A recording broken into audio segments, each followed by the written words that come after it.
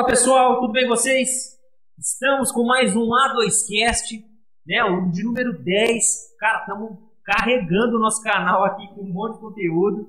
E a nossa expectativa aqui é que esse conteúdo, né, abençoe muito sua vida, que esse conteúdo contribua para a tua salvação e para a edificação, né, do seu crescimento espiritual. Ok?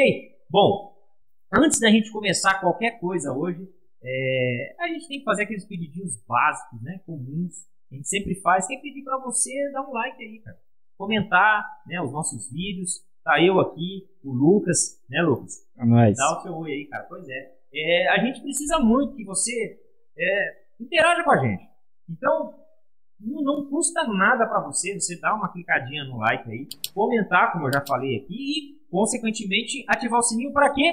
Para ser notificado em cada vídeo, cada conteúdo que nós subirmos aqui para o nosso canal, tá bom? Dentro do nosso canal nós temos outros quadros também, que eu vou pedir para você depois dar uma olhadinha, você vai ver que está em algum lugarzinho da tela aí.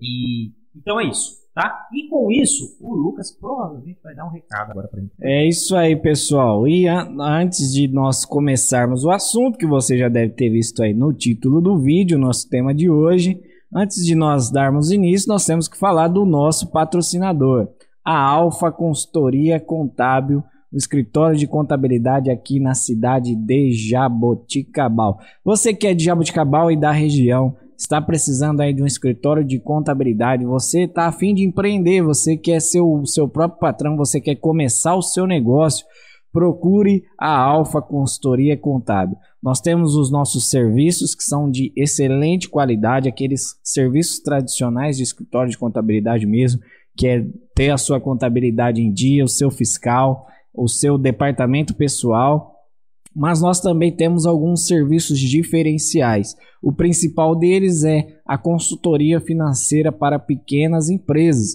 Você que começou o seu negócio ou vai começar o seu negócio, quer começar do jeito certo, procure a Alfa Consultoria Contábil para que a gente possa te auxiliar, te ajudar no seu controle financeiro, no seu controle de estoque, fluxo de caixa, contas a pagar, contas a receber, tudo que você precisa para começar da melhor forma possível o seu negócio, para que você tenha sucesso o mais rápido possível, você encontra aqui na Alfa Consultoria Contábil. Provavelmente o editor já colocou na tela aí todos os nossos dados, as nossas informações, nosso telefone, rede social, e-mail, vai estar tudo aí na tela para você. Então procure a Alfa Consultoria Contábil, entre em contato conosco, que com certeza você vai receber o melhor atendimento possível, pois a Alfa Consultoria Contábil, o seu sucesso é o nosso negócio. Isso aí, Lucas. E hoje nós vamos falar sobre uma doutrina que é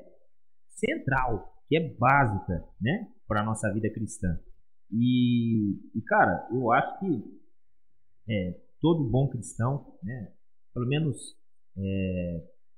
nascido nos últimos 100 anos do Brasil, conhece ou já ouviu falar sobre a Trindade. Esse não é um assunto, talvez, que nós vamos falar de forma, trazendo algumas polêmicas aqui, talvez não, porque, como eu volto a repetir, é um assunto que talvez não traga tantos debates no meio comum, que nós chamamos, né, no meio evangélico, entre as igrejas mais tradicionais ou as igrejas mais conhecidas, mas é um assunto que, como nós já dizemos aqui no início, é a base da nossa fé, ele faz parte das doutrinas básicas da nossa fé, não é? Se não a inicial. E aí eu não sei se você já vai gostar de... Exatamente. A doutrina da Trindade, como nós falamos no nosso último A2Cast, o A2Cast número 9, nós estamos, né, da melhor forma possível tentando abordar os assuntos centrais da nossa fé, que são inegociáveis, são indiscutíveis, fazem parte da nossa fé.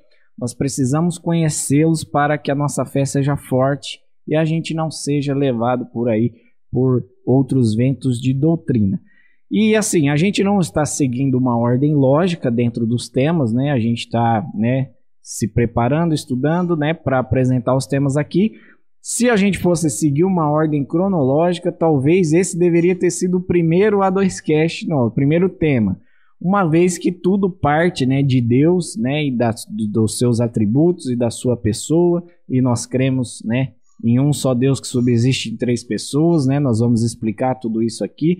Então, tudo parte dele. Então, se a gente fosse, né, trazer os assuntos centrais da fé numa ordem cronológica, esse talvez seria o primeiro tema que a gente deveria abordar, que é por questão da sua importância. Né? Exatamente, que é o ser de Deus.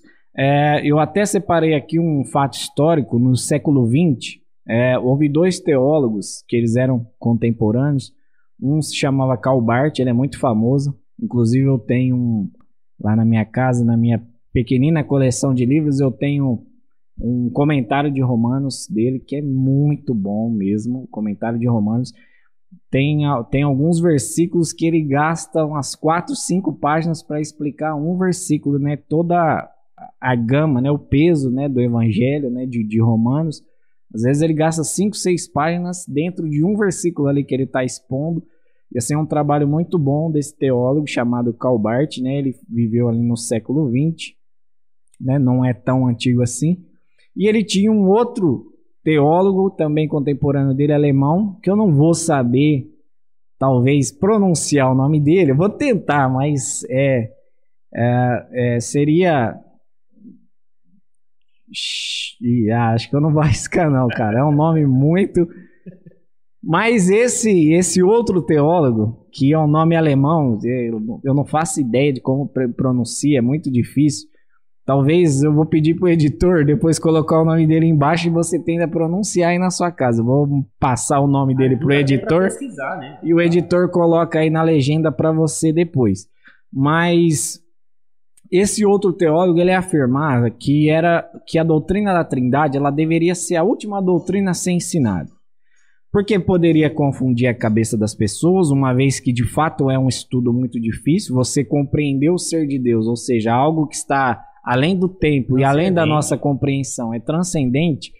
Você, né, compreender a doutrina da Trindade é muito difícil. Então ele afirmava que o ideal era que a doutrina da Trindade fosse a última a ser ensinada, porque ela poderia confundir a cabeça das pessoas, as pessoas poderiam, né, cometer heresias no meio do estudo da Trindade. Então ele afirmava que deveria ser o último estudo. Já Karl Barth não. Ele, contrapondo esse teólogo, ele fez um arrazoado de textos de estudos de mais de 220 páginas, afirmando que não, que tudo parte da doutrina da Trindade, que ela deve ser, né, dentro dos ensinamentos das doutrinas essenciais, né, da palavra de Deus, da nossa fé. A doutrina da Trindade tem que ser a primeira a ser ensinada, porque é a partir do ser de Deus que surge e existe todas as coisas, né? E subsiste todas as coisas.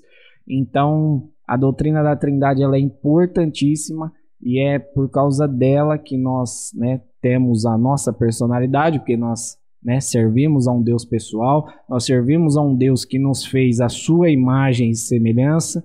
Então, é a partir da doutrina da Trindade que nós podemos compreender melhor qualquer outra doutrina. Por isso nós separamos esse tema hoje. Vamos tentar explicar de forma bíblica a doutrina da Trindade, ainda que ela seja de difícil compreensão. Não vai ser nesse tempo aqui que nós vamos gastar, que nós vamos esgotar o assunto da Trindade e as pessoas vão sair agora PhD em Trindade, né? Nós vamos tentar aqui expor da melhor forma possível essa doutrina. Grandes teólogos fazem a seguinte afirmação. Quando eles estão estudando sobre a Trindade, eles falam o seguinte: quando você tenta entender a Trindade, você perde a cabeça. Mas se você ignorá-la, se deixá-la de lado, você vai perder a sua alma. Então, do tão difícil que é o estudo da Trindade, né, os teólogos, né, sistemáticos, eles costumam fazer essa afirmação. Geralmente a gente perde a cabeça mesmo quando a gente tenta entender, mas é melhor a gente, né, sofrer para entender do que ignorar e perder a nossa alma. Certo? Perfeito, cara. Cara, assim, você já trouxe pra gente aí a importância a importância não, né? Na verdade foi um ponto histórico, né? Para mostrar pra gente que esse assunto não é um assunto que ele simplesmente nasceu, né, em algum momento e mais momento esse voltado aos nossos dias, e sim é algo debatido e apresentado como quase que unanimidade pela Igreja de Cristo. Então, tem dessa Igreja de Cristo seus nuances, né, suas dificuldades, suas corrupções, mas ainda sendo e se mantendo como igreja de Cristo, acreditando, né, nessa doutrina definida aí. Mas, Lucas, eu não sei se hoje o meu papel aqui ele vai ser mais temático, digamos assim, né? De apresentar, como você mesmo citou aí, pontos históricos, enfim, talvez contrapontos a respeito disso. Talvez eu quero navegar um pouco pelas escrituras mesmo, fazendo exegeses de textos que apontam e mostram claramente a respeito dessa doutrina, não é? Então, a primeira ideia aqui que nós, como crentes no Senhor, precisamos ter é que o fato de não ter a expressão direta Trindade, né, ou a doutrina da Trindade nas Escrituras não anula, né, essa verdade e esse ensinamento. Exatamente. Então, se tem alguém aí agora tentando encontrar nas Escrituras pelo Google, jogando, olha, a palavra Trindade está na Bíblia, a frase já está definida aqui, não está na Bíblia. Ok? Mas o que? Toda a Escritura, né, quando digo toda, não de versículo a versículo, mas em toda a sua estrutura, nós vemos centenas de milhares de textos apontando para isso.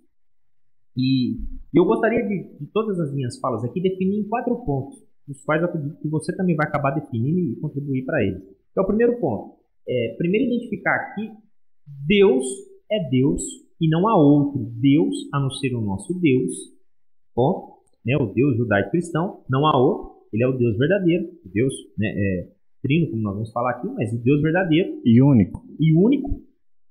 Primeiro ponto. Segundo ponto, que Deus é Pai. E nós vamos ver textos aqui que apontam que Deus é Pai. Depois nós vamos ver textos e falas nossas que apontam que Deus é Filho. E o terceiro ponto, que Deus é o Espírito. E por fim, eu quero, desses 4 pontos aqui, eu quero mostrar, se assim nós conseguirmos, né? Isso é claro. Eu vou tentar esboçar dessa forma, mas eu acredito que como somos 2 cabeças aqui pensantes e nós vamos tratar vários assuntos, possivelmente talvez eu nem trate de tópico a tópico, como estou dizendo aqui, e o assunto cresça muito mais, né? Mas no final, mostrar a relevância dessa doutrina para a nossa vida cristã. O quão isso é necessário para o crescimento nosso na fé. Como o próprio Pedro falou, e eu sempre gosto de citar isso, esse texto, que é um texto que fala muito comigo, lá no primeiro capítulo da segunda epístola de Pedro, ele vai dizer para a gente acrescentar a nossa fé, né? Nós somos participantes eu até utilizei esse texto no nosso último podcast, mas ele fala, olha, fomos resgatados, né? Escapamos da corrupção desse mundo pela obra vicária de Cristo, e aquela coisa toda, e nós somos participantes de uma nova natureza, da natureza divina, e aí ele vai dizer um negócio importante, ele vai falar, olha, agora vocês acrescentem à vossa fé o conhecimento, e acrescentem ao vosso conhecimento do mundo próprio, tal. Então, essa doutrina é algo que acrescenta muito para a nossa fé, acrescenta muito para a fé bíblica, né? Para a fé da igreja, para o corpo de Cristo, e é o último ponto que eu quero abordar. E, cara, só para falar, a gente até ganhar tempo, para falar sobre a Bíblia abordada, como que eu posso pôr a palavra aqui? Agora eu não sei a palavra, cara. A definição de um só Deus, eu quero usar o texto de Deuteronômio, capítulo 4, versículo 35, talvez o mais conhecido e o mais claro, né, a respeito desse ponto, e depois nos demais a gente navega aí. Então, capítulo 4, versículo 35, a tradução que eu vou ler está dizendo assim: a ti foi mostrado para que soubesses que o Senhor é Deus, nenhum outro há senão Ele. Moisés aqui está tratando com o povo, né, uma ideia rápida desse texto. Moisés está mostrando para o povo aqui que o povo precisa obedecer a Deus, que há bênçãos e recompensas em obedecer a Deus, né? E o livro de Deuteronômio, uma lida rápida nele, você vai ver que é uma recapitulação, né? Está sendo recapitulado ali com o povo, tudo que eles já viveram e aprenderam durante a caminhada, né? Desde o momento ali do êxodo deles, né? Até aquele momento que já estavam no deserto ali, prestes a entrar a terra prometida, né? A passar o Jordão. E nesse momento ele tá mostrando exatamente a eleição de Deus para com aquele povo. Aquela eleição, ela não não se limitava simplesmente a abençoar aquele povo, né, com bênçãos materiais, como livramento, mas principalmente em revelar àquele povo quem era Deus. E nessa altura do texto que eu li aqui, Moisés vai dizer o seguinte: olha, a ti, viu, povo, vocês estão me ouvindo, foi mostrado para vocês que o Deus que vos salvou, o Deus dos vossos pais, é o único Deus. Não há outro Deus. Então esse ponto, talvez, eu acho que é o ponto menos debatido. É o ponto menos polêmico, né? Se é que eu posso dizer assim. Porque a gente vai olhar aí depois isso no versículo 39, dessa mesma passagem, temos Isaías, no capítulo 43, enfim. Outras exposições, né? Outras falas proféticas, outros ensinos que a própria Bíblia nos traz, que Deus é único. E cara, isso é importante pra gente, porque saindo um pouco do nosso meio cristão, cara, acontece o quê? Se a gente olha para outras filosofias, né, outras religiões, melhor dizendo, a gente encontra, cara, por exemplo, a gente olha para a mitologia grega. Lucas, dificilmente, cara, você vai conseguir encontrar um Deus, inclusive minúsculo, com a letra minúscula, né? Você vai encontrar um Deus santo.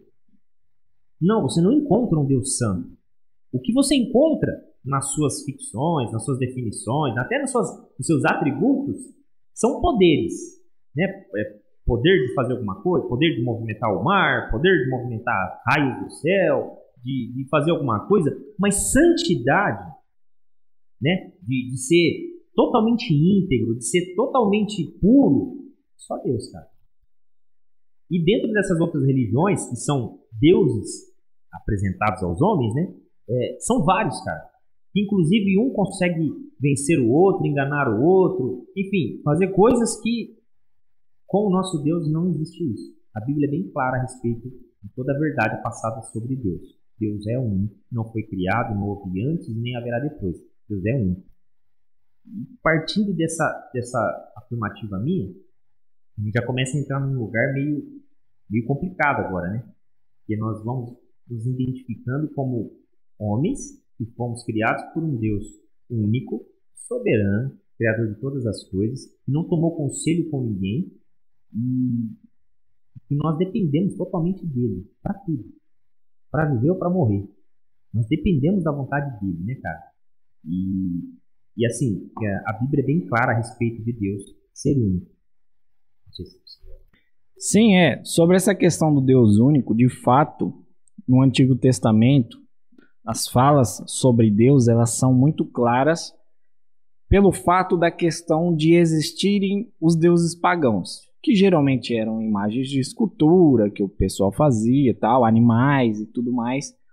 Então, geralmente, o Moisés, os profetas, eles enfatizavam: olha, Israel, nosso Deus é único, só há um Deus, não há outro, né? Todos os outros deuses, né? Inclusive o próprio Deus zombava dos demais deuses, né? Pelo fato deles serem criações humanas, né?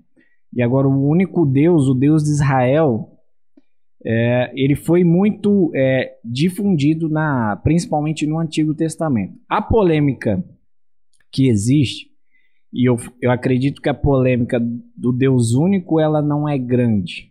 Mas à medida que a revelação desse Deus vai acontecendo e abrangendo, é que começam a surgir as polêmicas, né? O fato do Deus único, tanto é que se você chegar para um judeu e falar, né, qual Deus que existe, se existe um único Deus, ele vai falar: não, existe um único Deus, é o Deus de Israel, o Deus da Torá. Mas a revelação bíblica, ela é progressiva. Deus foi se revelando aos poucos. Ele não foi simplesmente uma aparição: eu sou isso aqui e acabou. Ele foi se revelando dentro do seu plano, que, graças a Deus, hoje nós temos a revelação completa na palavra de Deus para a gente poder compreender. Mas no Antigo Testamento eles não tinham essa revelação completa.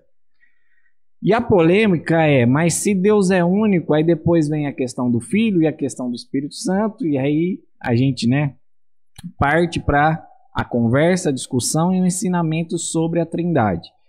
E aí, geralmente, as pessoas que talvez nunca ouviram falar sobre isso ou que têm alguma dificuldade vão pensar, mas vocês acabaram de afirmar que Deus é único. No Novo Testamento, e aí, Deus continua sendo único? Sim, se você for para o Novo Testamento, você vai ver os apóstolos afirmando de um único Deus. Então, Deus não mudou do Antigo para o Novo Testamento.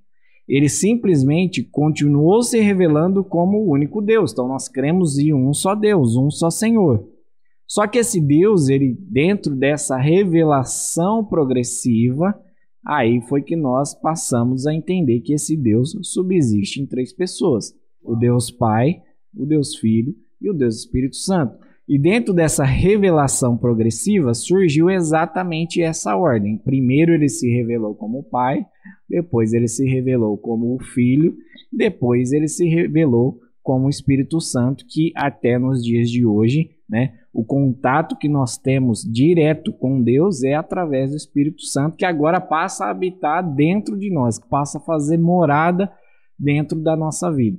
Então a polêmica do Deus único, ela parte dentro dessa revelação progressiva. Como, por exemplo, os judeus não creem que Jesus era o Filho de Deus, era o Messias, e eles creem que o Espírito Santo é apenas uma força de Deus, né? Nós temos também a religião dos Testemunhos de Jeová, que também creem que o Espírito Santo é apenas uma força ativa de Deus. Então, dentro dessa revelação progressiva é que surge a polêmica. Só que como nós afirmamos aqui, ainda que a palavra Trindade não apareça na Escritura, a ideia de um Deus trino ela é muito clara. De um Deus Pai que é Deus, de um Deus Filho que é Deus e de um Deus Espírito que é Deus. E se nós cremos num Deus único, nós só podemos entender que nós cremos em um único Deus que subsiste em três pessoas, Pai, Filho e Espírito Santo. E antes de eu terminar essa minha fala inicial, eu gostaria só de pontuar uma coisa.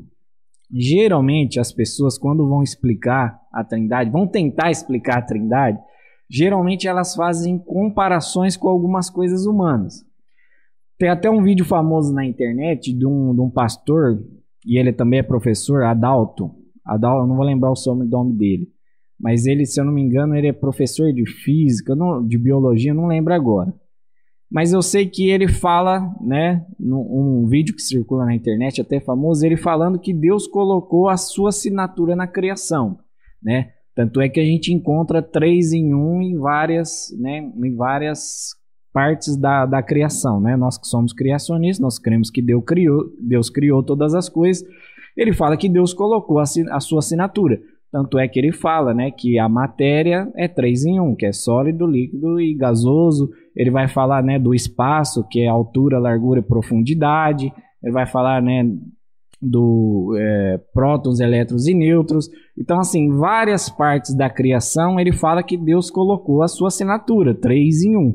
E eu não tenho problema nenhum com essa afirmação, creio até que seja verdade, né?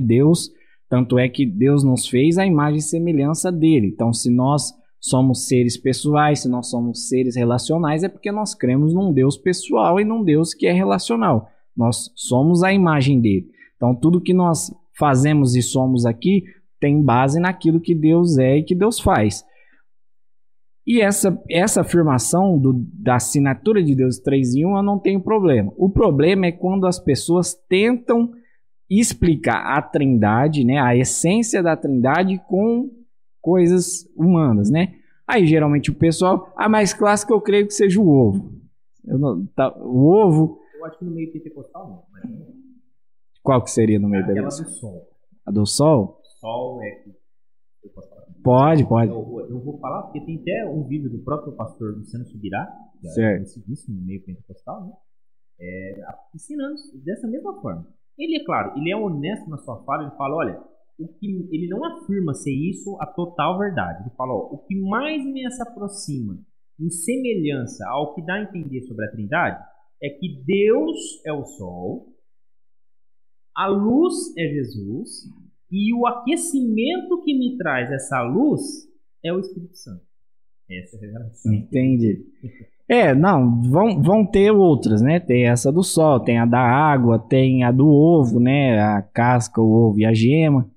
Mas quando você se aprofunda no estudo da Trindade, é lógico que a gente, né, dentro de uma conversa aqui de 1 hora e pouco, que é o que a gente costuma fazer, lógico que a gente não vai esgotar esse assunto. Em todos os vídeos aqui do nosso canal, o que a gente pretende é te dar um caminho para que você possa conhecer e estudar a partir daquilo. Então, assim, quando você se aprofunda no estudo da Trindade, você vai ver que não existe nada, né, no mundo, na criação, que se compare, que a gente possa, né, fazer alguma comparação com o que de fato é a Trindade. Por exemplo, a questão do ovo, o pessoal fala, não, o ovo, a casca, a clara e a gema. Mas se você tirar a gema do ovo, ela deixa de ser ovo, ela vai ser só gema. Se você tirar a clara do ovo, ela vai deixar de ser ovo, ela vai ser só clara, a mesma coisa a casca. Mas Deus não. Quando as três pessoas de Deus, elas são distintas na Escritura, quando há uma distinção delas, quando está falando só do Pai, quando está falando só do Filho, quando está falando só do Espírito, em nenhum momento eles deixam de ser Deus, mesmo que haja uma distinção na Bíblia, onde haja uma especificação de uma das pessoas da Trindade. Então, em nenhum momento o Pai deixou de ser Deus por estar em distinção com o Filho. Da mesma forma, o Filho jamais deixou de ser Deus por estar em distinção com o Pai. Tanto é que Jesus, aqui na Terra encarnado, ele falou, eu e o Pai somos um. Da mesma forma, o Espírito, né? Jesus disse, eu vou e vou enviar o Consolador, ou seja, eu vou estar lá e o Consolador aqui. Mas em nenhum momento o Espírito deixa de ser Deus por estar nessa distinção entre Pai, Filho e Espírito. Então não existe nada, né? Eu sei que o pessoal tenta, né, fazer essas comparações, não fazem por maldade, né? Fazem para, né, melhorar, tentar melhorar a compreensão. Mas infelizmente as pessoas acabam falhando. Talvez até, em vez de ajudar, atrapalhe, porque de fato, quando você mergulha no entendimento do que é a Trindade, você vai perceber que não há nada na criação que se compare ao que de fato é a Trindade. Bom, e para terminar minha fala, então, que a gente possa fazer essa distinção, antes da gente entrar aqui mais especificamente nas pessoas, né, Pai, Filho e Espírito Santo, né, nós vamos, né, tentar expor aqui de forma bem bíblica e teológica cada pessoa, sem negar que todas elas, né, são Deus e jamais deixaram de ser Deus, apesar da distinção, como eu falei. Mas nós precisamos entender que o Pai não é o Filho e não é o Espírito, o Filho não é o Pai, não é Espírito, e o Espírito não é o Filho e não é o Pai. O Pai é o Pai, o Filho é o Filho e o Espírito é o Espírito. E essas três pessoas, né, são três pessoas que subsistem num único Deus que nós cremos. Então é importante que a gente faça também essa distinção de que um não é o outro. São três pessoas, são três personalidades diferentes. Personalidade não, né? Não vou usar esse termo porque confunde e é herético. Se você for, né, pesquisar aí, você vai ver que é até uma heresia você dizer que é apenas uma personalidade, porque senão fica a impressão que, né, Deus é uma pessoa que só tá correndo da cena para aparecer depois em outra. Que Deus é bipolar, tripolar, né, na verdade, né, que uma hora ele manifesta e não é nada disso. De fato, são três pessoas distintas que subsistem em uma só. Então, o Pai não é o Filho, não é o Espírito, o Filho não é o Pai, não é o Espírito, e o Espírito não é o Filho, não é o Pai. São três pessoas diferentes, distintas, mas que subsistem em um só Deus, e eles estão inteiramente ligados como esse Deus único que nós cremos. E aí agora, né, nós avisamos no começo que é um assunto difícil, mas a gente vai tentar mostrar aí de forma bíblica que o Pai é Deus, né, que o Deus é Pai, que Deus é Filho e que Deus é o Espírito Santo. Lucas, então se a Bíblia afirma que Deus é único, como nós identificamos que Deus é Pai? Bom, toda a doutrina que nós trazemos aqui tem por matéria a Bíblia. A Bíblia que é o livro, né, que define toda a nossa prática de fé, né, nossa confissão, nosso jeito de agir. É ela que nos direciona. E a Bíblia, cara, afirma que Deus é Pai. não só como Criador, mas em todo o seu contexto e toda a sua expressão, né? Na sua plenitude dessa expressão a respeito da paternidade. E o próprio Senhor Jesus, né? Quando a gente olha para o Evangelho de João, é um evangelho que no tempo todo, né? Em cada frase que Jesus se referia a Deus como o Deus dele, ele citava como Pai. E eu gostaria até de fazer a leitura do próprio Evangelho de João, só que um versículo específico. Tem vários outros que citam, mas um específico. O capítulo 6 de João, o verso 27. Está falando assim, olha, Jesus falando, né? Trabalhai não pela comida que perece, mas pela comida que permanece para a vida eterna, a qual o Filho do Homem vos dará.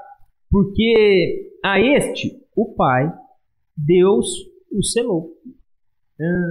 Se a gente olhar aqui para essa passagem aqui, é aquela passagem famosíssima, né, da vida, né, do Evangelho de Cristo, falando sobre, na qual ele traz uma doutrina dizendo na qual ele é o pão.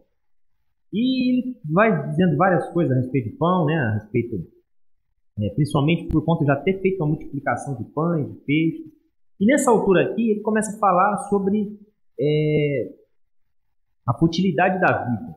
Principalmente quando você utiliza os seus dias, os seus minutos, o seu tempo de forma errada. E ele fala, olha, não trabalhe pela comida que perece. Obviamente que ele não está fazendo aqui uma alusão, nem um ensino de que, não, vamos esperar o pão cair do céu e pronto, acabou. Não é isso. Mas ele está dando pro ênfase, né, para você se desesperar demais por essas coisas. São coisas que o tempo todo nós vamos buscar mesmo. E se a gente se dedicar fielmente para isso, a gente vai se perder do que de fato importa, que é o quê? É a comida que permanece. Qual comida? A da vida eterna. E aí ele vai citar aqui. E essa comida, né, já quase na metade do texto aqui, já indo para o final, essa comida quem daria seria ele como filho do homem. Estou fazendo uma menção das profecias que é citado lá, tanto em Ezequiel como em Daniel, a respeito da vinda de Messias, né? Um filho da humanidade, e não sei se é por conta de um óculos teológico que a gente cita, mas eu sempre, quando eu penso no Filho do Homem, eu lembro lá da promessa de Deus para a mulher, no capítulo 3, versículo 15 de Gênesis. E quando Deus diz para a mulher lá, ó, da tua semente, mulher, vai sair um que vai pisar a cabeça da serpente. Então, eu não sei se é por conta de um vício teológico nosso, eu sempre consigo pensar nesse texto. Bom, ninguém me ligando aqui.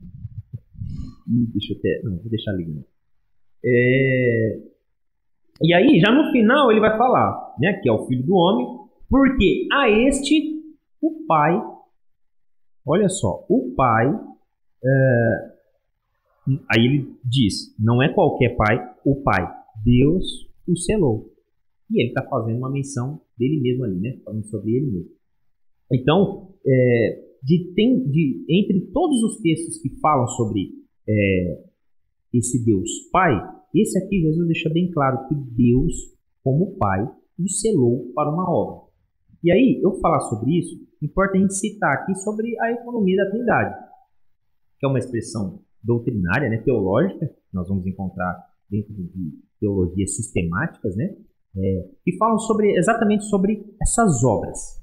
Não sobre manifestações, mas as obras, né, a execução dessa obra. Como ela foi? Foi o quê? Foi uma ofensa que Deus a recebeu, e isso, creio eu, atingiu a todas as pessoas da Trindade, mas que foi estabelecido que o Filho viria, morreria, não é? E selaria, né? Nele habitaria toda a plenitude, toda a glória, para que nele, aliás, habitasse toda a plenitude, toda a glória, e o Espírito Santo faria depois um trabalho de convencer esses homens ao arrependimento para que a obra, né, se manifestasse, não que ela já não tenha sido feita lá em Cristo. Então isso acaba sendo a economia. Então o ponto importante que as Escrituras tratam a respeito de Deus ser Pai, como depois fala do próprio Paulo, é que Deus, dentro das suas pessoas, da sua pessoa, é Pai. E dentro dessa paternidade de Deus, nós vemos não uma personalidade distante, né? Uma personalidade diferente da do Filho, aí a gente começa a entrar num ponto que eu preciso até tomar cuidado para não ficar confuso, né? Mas que é importante a gente entender que a Bíblia chama Deus como Pai, né? E depois a Bíblia vai chamar Deus como Filho. Depois ele vai chamar o Espírito Santo, Deus como Espírito Santo. Então importa a gente entender que as Escrituras abordam Deus como Pai. Por isso que a gente precisa caminhar por ela aqui. Para a gente não se perder a respeito dessa paternidade. Mas quando Jesus se referia a Deus, ele se referia a como? Porque ele já era Deus. Então como ele se referia a Deus? Aí entra esse ponto. Pai. Sim, fica claramente a distinção entre o pai e o filho. Porque senão Jesus orando no Getsêmani, falando com o pai, ele estaria falando consigo mesmo. Não faria sentido algum, né, Jesus se separar para fazer uma oração. Então isso mostra a clara distinção entre o pai e o filho. E dentro dessa questão do pai, a maior manifestação do Deus Pai, obviamente, é ali no Antigo Testamento, né? Esse Deus que agora Cristo começa a o chamar de Pai por causa da manifestação do Filho, né? Agora a presença do Filho no mundo, né? Do Deus encarnado sendo chamado de Filho, o Deus Criador do Antigo Testamento, aquele Deus que criou todas as coisas, que é chamado de único, que é chamado de Jeová, que é chamado de Senhor dos Exércitos, agora Cristo o vai tratar como Pai. Né? Tanto é que ele só é tratado como pai a partir do momento que há a encarnação da pessoa do filho. Ponto muito importante, talvez eu queria ter tratado ele e eu acabei me esquecendo. Exatamente. Então, no Antigo Testamento, quando nós vemos as falas, as manifestações, os ensinos ali, as menções sobre Deus, ali, ainda que não estava sendo utilizado ainda a figura do pai, né? Da pessoa de Deus como Pai, quando nós lemos ali Deus no Antigo Testamento, o Senhor dos Exércitos, o Jeová, dentro das várias, né, terminologias que são dadas para Deus ali, entende-se que ali a manifestação, né, a presença toda ali é do Deus Pai. Então, quando a gente está lendo no Antigo Testamento, quando a gente está se debruçando nas Escrituras no Antigo Testamento, então a gente entende que quem estava operando ali é o Deus Pai. Ainda que, em alguns momentos, obviamente, o Espírito Santo é citado. Alguns teólogos vão achar ali no meio também algumas aparições de Jesus, né? Alguns vão dizer que algumas aparições de anjos ali, na verdade, era o Filho, né? Eu discordo um pouco dessa interpretação, mas é uma interpretação possível. Alguns ainda vão tentar encontrar Jesus ali, a manifestação de Jesus ali no Antigo Testamento, no Antigo Testamento, mas a grande manifestação de Deus no Antigo Testamento é na pessoa do Pai. Então, ainda que a palavra Pai ali não esteja presente no Antigo Testamento, então quando a gente lê ali, né, a ideia do Deus que criou todas as coisas, que foi o Deus de Israel, que queria, né, ter um povo para si, governar aquele povo, que é o caso do povo de Israel, que julgou o povo, que por vezes castigou, ali era a manifestação da pessoa do Pai. Mais alguma coisa a acrescentar? A pessoa do Pai? Importa a gente entender que Deus é Pai. Eu não quero dar uma significância para isso. A Bíblia já aborda. Se a Bíblia já aborda Deus como Pai, pronto, acabou. Eu não tenho que ficar discutindo com a Bíblia a respeito disso. Mas importa a gente olhar para essa fala das Escrituras com o peso que isso traz. Sim. Porque, Lucas, veja bem, se até aquele dado momento essa expressão não era utilizada por nenhum profeta, não é? Às vezes eu vejo algumas pessoas citando, por exemplo, eu posso errar aqui, eu não vou me recordar onde está, e eu também não consigo pesquisar que meu tablet está uma benção. Mas há um texto lá no Antigo Testamento, acho que é 32 ou 30, alguma coisa em Deuteronômio, que Deus está dizendo para o povo: olha, tu és a menina dos meus olhos, né? Não, acho que é Moisés falando para o povo. Você já está podendo pesquisar? Eu pesquisei para mim. Se eu não me engano, é Moisés falando para o povo: olha, tu és como a menina dos meus olhos, né? Ou como a menina dos olhos de Deus, uma coisa do tipo. Foi? Queria ver o teu nome? Deixa eu ver aqui. Vou só mostrar algo pra gente. E eu espero que eu não me perca no meu raciocínio aqui. Tá? Não, mas se quiser ir explanando aí quanto eu acho. Aí tem essa passagem e tá lá então Deus falando com o povo. né? Só não me recordo agora se é o profeta falando com o povo, ou se é o próprio Deus falando com o profeta, tratando Israel como a menina dos olhos. E alguns vão arriscar dizer, tá vendo aí? Ó, aqui já era uma manifestação de Deus como o Pai. Deus cuidando do seu povo como o Pai. E de fato, o cuidado de Deus, né, notoriamente como um Deus que quer cuidar de filhos, de criação. Mas a expressão pai, ela não poderia ser definida ali ainda. E por quê? Por exemplo, nessa passagem que eu estou citando aí. Tá difícil a gente achar ela, né, cara? Eu achei em Salmos. Não, cara. Não é possível, cara. Não sei que eu estou lendo outra Bíblia, né? Mas não vem o caso. Peraí. Deuteronômio 32, 9 e 10. Poxa vida, 32, quase acertei, ó. 9 e 10, né? Isso aqui, ó. Porque a porção do Senhor é o seu povo, Jacó é a parte da sua herança. Achou na terra do deserto e num ermo solitário, cheio de uivos, trouxe ao redor, instruiu, guardou como a menina do seu olho. Essa expressãozinha aqui no final, como menina do seu olho, essa palavra no hebraico é Ishon, ou Iron, não sei como fala a pronúncia, e ela foi traduzida por João de Almeida como a menina dos olhos. Acredita-se, os estudiosos, que era uma expressão costumeira dos dias de João de Almeida. Porque essa expressão aqui, dentro da tradução, da tradição judaica, Lucas, ela aborda pra gente a ideia não de uma menina dos nossos olhos, mas de alguém muito próximo de nós, que quando está muito próximo de nós, a gente consegue enxergar dentro dos olhos dela. O reflexo, né, da nossa aproximação vai refletir dentro dos seus olhos. Então, essa expressão dentro da tradição judaica era apontar o quê? Alguém muito próximo de Deus.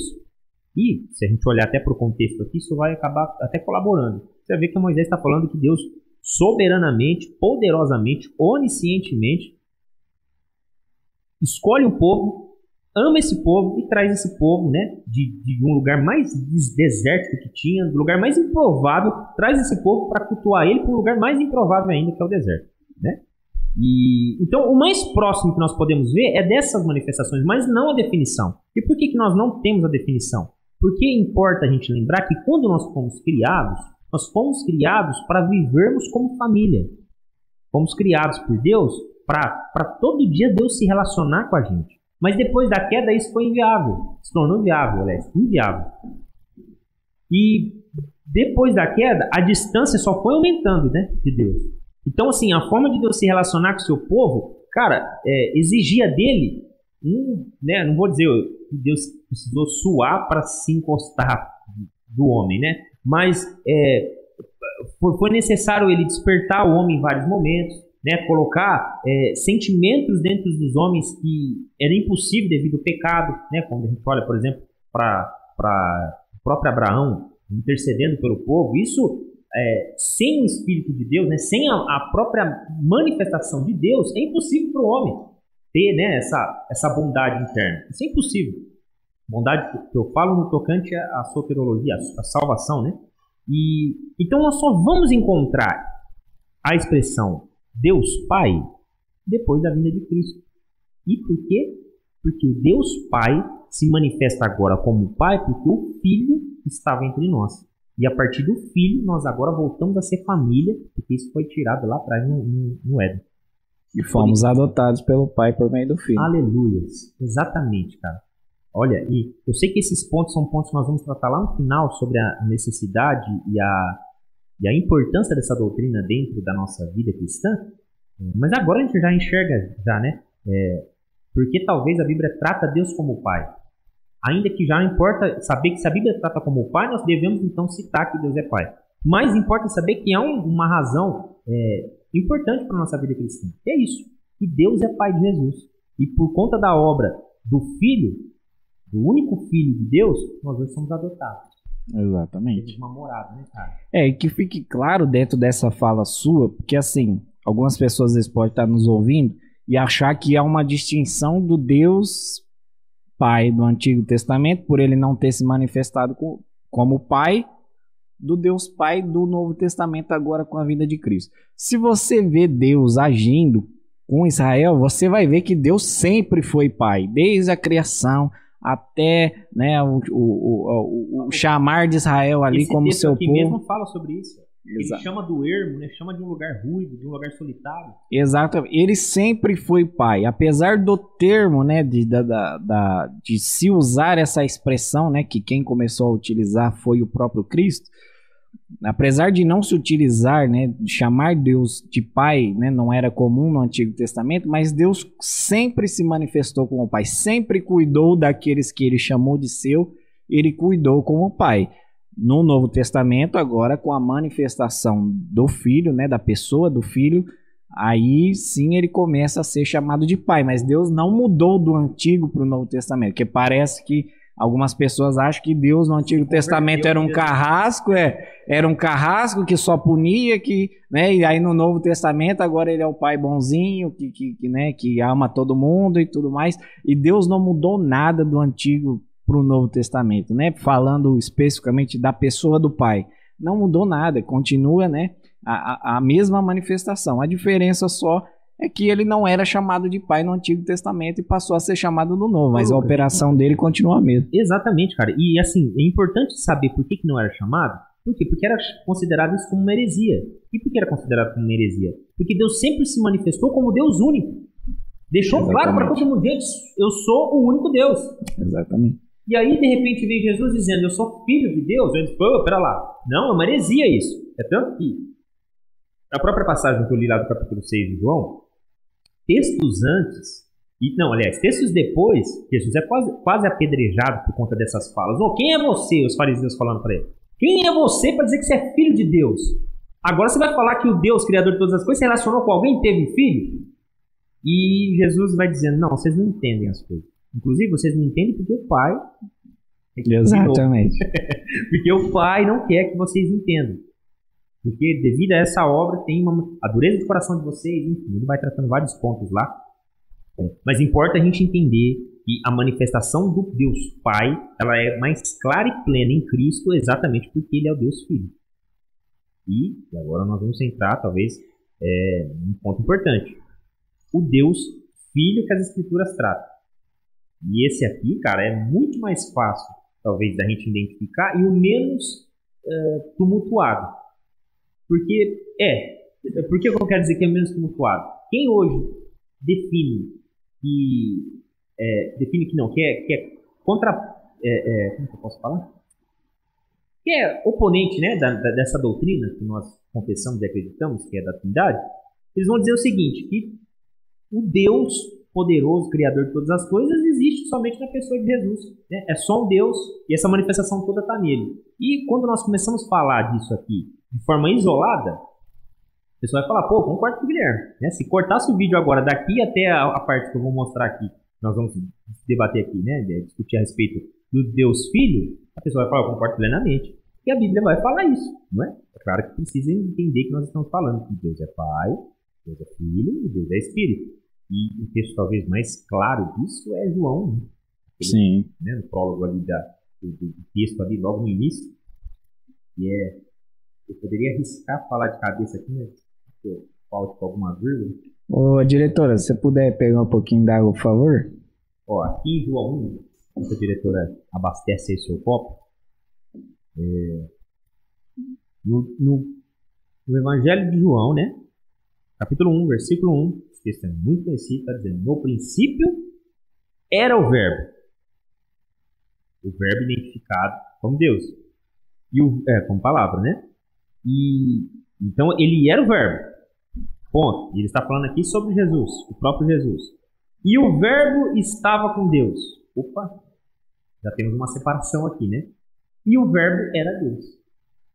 Então, claramente aqui no texto, o inspirado João, né, o evangelista João, aborda para a gente aqui os atributos e a divindade de Cristo. E é algo muito, mas muito debatido nesses dias aqui, né, nos dias que foram escritos, devido a toda a criação doutrinária, não sei se é essa palavra, né, mas as heresias que estavam se levantando naqueles dias, né, a respeito até da possibilidade de Jesus não ser totalmente Deus, né? Por ser 50-50, não Exatamente. ser 100-100, né? Exatamente, tanto é que essa palavra verbo no original, né, do grego, é a palavra logos, que se a gente for trazer pro português, ela não tem uma tradução pela gama de significados que ela tem. O conceito logos, naquela época que João escreveu, o conceito logos era o conceito de onde havia surgido todas as coisas. Ainda que os filósofos da época não contemplavam a ideia de Deus, e principalmente do Deus de Israel, né? Muitos deles eram contra, né, a divindade do Deus judaico. Eles precisavam, né, explicar para as pessoas da onde surgiu tudo. E aí um desses grandes filósofos, né, que foi Heráclito, e alguns outros depois reproduziram ele, né, dizia que as coisas surgiram desse logos, que essa palavra logos pode significar um monte de coisa. Então, e aí ele dizia que todas as coisas surgiram a partir desse conceito de logos, que todas as demais coisas surgiram. Então havia essa ideia filosófica, né, reinando naquele momento. E havia a heresia de dizer que não, Jesus não era Deus, e Jesus, naquela época havia os gnósticos, eles diziam que Jesus não poderia nem ter encarnado, porque a matéria era má e tudo mais. E aí João, ele já começa, né, já com o pé na porta, já dizendo, olha, sabe esse conceito filosófico que vocês têm aí, de da onde surgiu todas as coisas? Então, no princípio, né, era o Logos, e o Logos era Deus e estava com Deus. Então, não, na verdade ele estava com Deus e ele era Deus. E ele era Deus, exatamente. Então ele tá mostrando que Jesus, né, que aí depois o texto vai ficar mais claro ainda. Não, aqui ó, no versículo 14 ele define quem é o verbo. Sim. Cara, eu acho que o que mais me atrai para as escrituras, cara, é como a inspiração, ela era ao mesmo tempo que confusa, ela era totalmente sistemática, né? Sim. E começa falando de um assunto que talvez não dá sentido para ele em si, mas lá na frente ele define de forma clara, só que parece que durante toda aquela fala dele ele foi acrescentando algumas coisas. Mas pra você ver, ó, no versículo 14 mesmo, ele fala sobre aquele verbo. E o que era o verbo? Ele fala, e o verbo se fez carne e habitou entre nós, e vimos a sua glória, como a glória de um unigênito do Pai, cheio de graça e de verdade. Exatamente.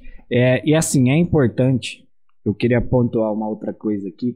Eu falei em um dos podcasts aqui, eu fiz aquela interpretação do texto lá, que Jesus estava usando a gramática, ou seja, ele estava deixando de falar uma palavra porque eles sabiam que os judeus iriam entender o que ele estava dizendo. E assim, geralmente o pessoal nós falamos da inspiração das escrituras, e aí tem gente que acha que assim, então Deus ditou, né? Deus falou pro autor, senta aí, agora você vai escrever, como uma mediunidade. Não foi dessa forma. Psicografado. Né? Não foi um ditado, mas cada palavra é importante. Cada palavra das escrituras, da palavra de Deus, ela é importante e tem a sua finalidade. Então, quando João colocou o Logos ali, ele não colocou simplesmente por colocar, porque exatamente essa ideia de Logos, que era um conceito filosófico e que ele estava mostrando ali, né, para aquelas pessoas que estavam desconfiando da divindade de Cristo ali, aquilo teve um peso enorme na época e ecoa em nós até hoje, né, essa afirmação clara que João está dizendo, olha, eu estava com ele, né, eu andei com ele todo o tempo, vivi com ele e agora estou afirmando para vocês. No princípio, esse Logos aí que vocês afirmam, era ele, né? E ele era o verbo era Deus e o verbo estava com Deus. Ô Lucas, se a gente olhar até para o Antigo Testamento, todas as profecias que apontam para a vinda do Senhor, para a restauração de Israel, elas sempre apontam para a vinda de Yahvé, né? De Jeová, que é a mesma palavra, né? Da vinda do Senhor. E talvez, fazer uma exegese rápida de um texto aqui, talvez uma das profecias mais lindas e comentadas que nós temos a respeito do Senhor é sobre a promessa que o próprio Marcos, né, o evangelista Marcos, fala aqui sobre Jesus. Logo no início aqui, ó, que como você está mesmo falando aí, por divina inspiração, não por psicografia, né, cara? Exatamente. Por divina obra espiritual, não espiritualista. Mas aqui no início de Marcos, deixa eu só encontrar aqui, uma profecia sobre João Batista, tá no início mesmo do texto. Cadê? Aqui. Ô, gente, cadê? Versículo 3. Eu vou ler o versículo 1 só para dar sentido, né? Princípio do Evangelho de Jesus Cristo, Filho de Deus. Então ele afirma, ó, gente, é o princípio, né, do Evangelho do qual eu estou defendendo que Jesus é o Filho de Deus, viu? Então tá. Como está escrito no profeta Isaías. Tá, qual mensagem do profeta Isaías? Eu não vou nem ler o que o Marcos fala aqui, depois eu leio. Tá lá no capítulo 40, no versículo 3 do livro do profeta Isaías. Aí ele fala assim, ó, 43. Voz do que clama no deserto, preparai o caminho do Senhor, Jeová, Javé, né? Jeová, como algumas expressões usam. Endireitai no ermo vereda nosso Deus. Até aqui. Aí a gente corre lá para lá, ele vai fazer essa citação. Então, aí depois, no versículo 3, ele fala, ó, e apareceu João Batista no deserto e pregando o batismo de arrependimento para a remissão dos pecados. Então ele cita uma profecia e depois ele fala, ó, o cumprimento da profecia aqui, ó, veio João Batista, preparando o quê? O caminho para o Senhor. Que Senhor? O Yahvé, o Deus Todo-Poderoso. E nós sabemos depois na confissão aqui, aliás, até o próprio início do texto está falando, ó, Evangelho, Filho de Deus. Então se está dizendo que ele é o Filho, depois nessa passagem ele está afirmando que é o próprio Deus. Então, na própria mentalidade, né, do evangelista aqui, nós vemos que eles eles não conectavam Deus como Jesus como uma só pessoa, só que eles identificavam que havia, né, uma divindade dentro da pessoa de Jesus e o dizia ser filho de Deus, como também o próprio Deus. A obra ser a mesma. Então, a partir disso aqui nós já encontramos algumas coisas. Sem contar outras e outras atribuições que a gente encontra no próprio Evangelho de Mateus, capítulo 2, versículo 2, João 14, 14, ele falando sobre ele perdoar pecados, né? Uma das características, uma das acho que essa é a palavra, né? Uma das características de Deus é perdoar os pecados, e nós encontramos Jesus fazendo isso, né? Só Deus pode fazer isso. Só Deus, na verdade, né? Só Deus pode fazer isso, nós encontramos ele fazendo essas coisas, depois sendo citado como soberano lá em Eclesiastes, né? Em Colossenses. Qual outro texto? Eu separei exatamente esse texto de Colossenses. Para mim é um dos textos mais claro, é um dos textos que eu mais amo na Escritura, que tá lá. Eu vou ler desde o 13, porque o texto é tão bonito que, para quem não sabe, esse texto aqui é uma canção, né? Na estrutura do original, se você ler lá, você vai ver que, né, Paulo ele estava inserindo uma canção. Não se sabe se foi o próprio Paulo que escreveu essa canção ou se essa canção já existia e foi inserida aqui na carta, né? Só para você entender o contexto da carta, uma das heresias, né, da igreja de Colossos, né, talvez foi a igreja que mais sofreu com heresias naquele período. Todas as igrejas sofreram, a maioria das cartas foram escritas, né, para combater heresias que estavam existindo ali dentro das igrejas, mas a de Colossenses misturava todas as heresias que estavam espalhadas em Colossenses, parece que juntaram todas e estavam enraizadas ali na igreja de Colossos. E uma das heresias era essa que eu comentei dos gnósticos, que diziam que Jesus ele não poderia, né, ter encarnado, né? O Deus não poderia ter encarnado porque eles diziam que a matéria era má, né, por causa do pecado, a matéria era má, então Deus não poderia ter vindo como carne. Era uma das heresias que estavam sendo ensinadas ali. E a partir do verso 3 ele começa a dizer, ó, e ele nos libertou, no capítulo 1, Colossenses 1, a partir do versículo 3.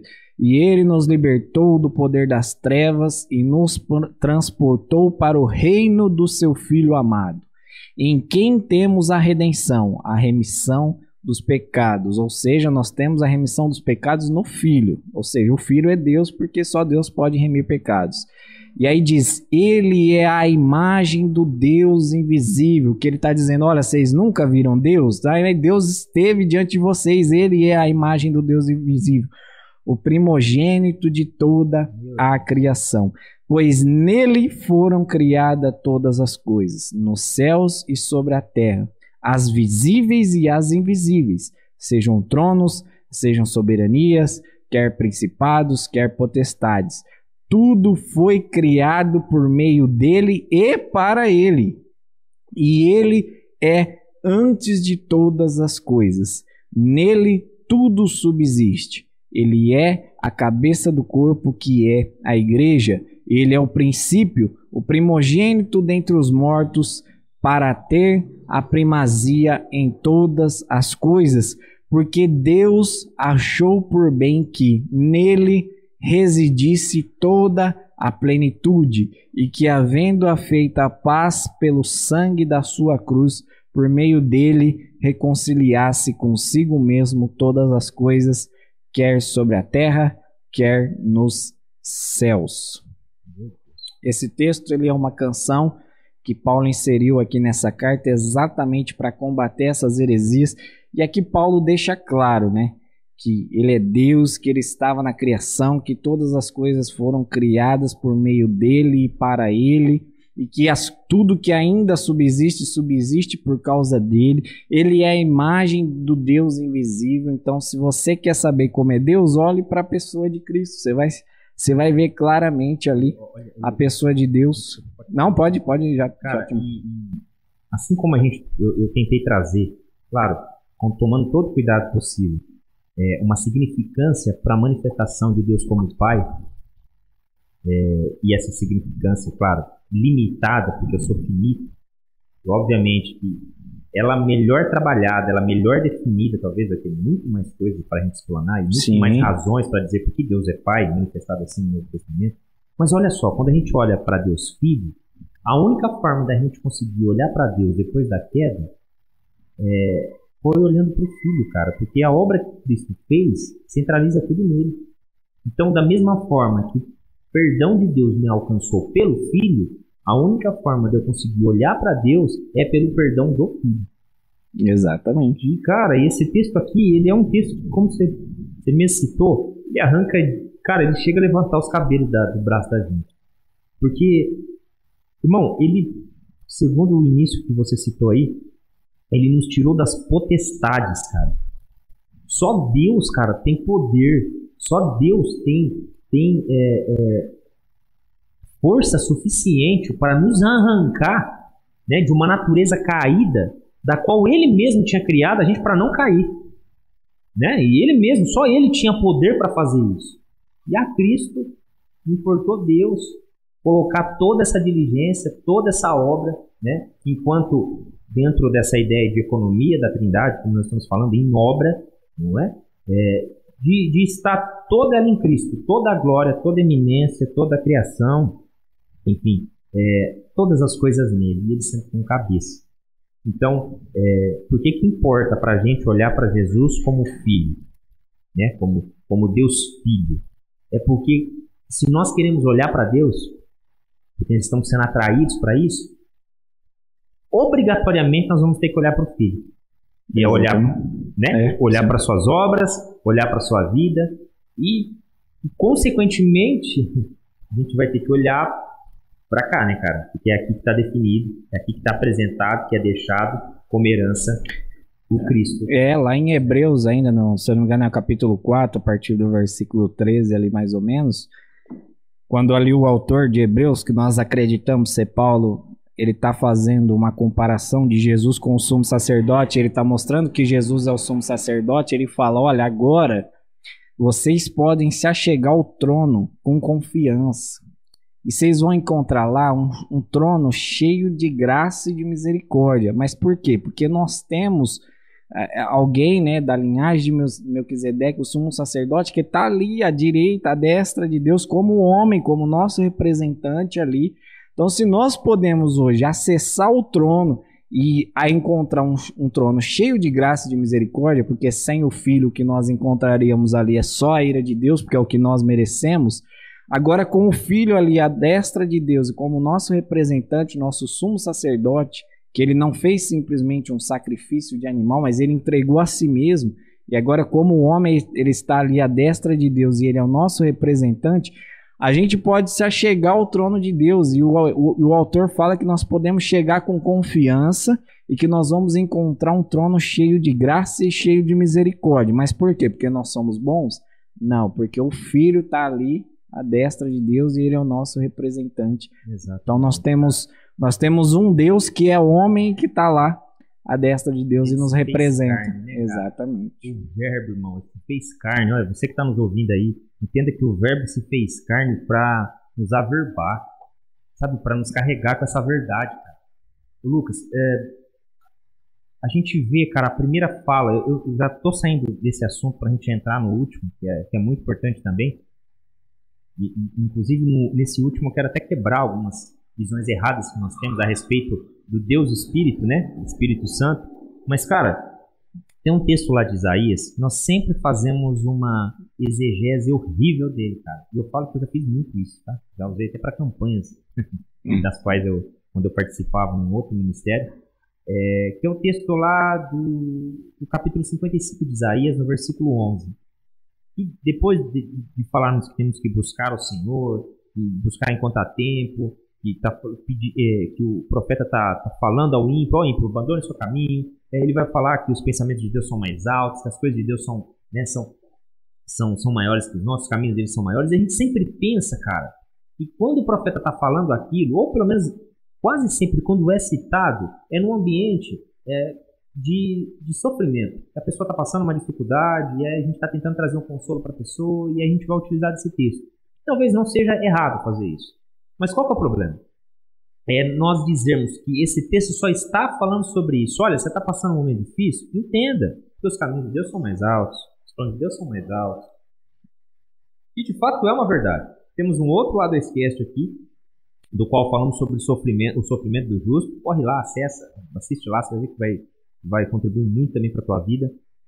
Mas nesse momento aqui, nós estamos vendo no versículo 11, ele dizendo a seguinte frase, célebre frase, profeta.